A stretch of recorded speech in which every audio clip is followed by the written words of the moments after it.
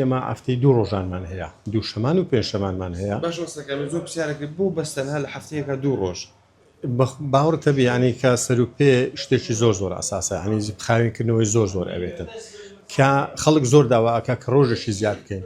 لە هیچ ڕۆژێکی پێمان زیاد ناکرێت چونکە بەڕاستی بەس 2 ڕۆژان ئەمە خەریکە بین شەمان دێنینەوە لە قەسابخانەی لە کوشتارگەی دووشەمان پێشکەشیەکەین، سێشەمان دێنینەوە پێنجشەمان پێشکەشیەکەین، یعنی بەڕاستی بە هیچ نوعەشی هەموو ڕۆژێ سەر و پێ ئازر نابێتن. یعنی پاکردنەوەکەی زۆری ئەوێت زۆری بەڵێ زۆری ئەوێتن، ینی بەڕاستی ئەوەی نیە ئەتو هەموو ڕۆژێ ینی سەر و پێوا لە پێمە هەفتەی کە 2 ڕۆژانمان هەیە 2 ڕۆژان بەس خەریکە بین هەتا ئەو ڕۆژەی کە پێشکەشی خەڵکی ئەکەین و خەڵک خواستی گەلێک سەرە، ینی ئێستانەکە ئەمە بخۆمە ینی لە شەوەیەوە پەیوەندی وەرەگرین تەلەفۆن و ئەوانەمان لۆ ئەکەن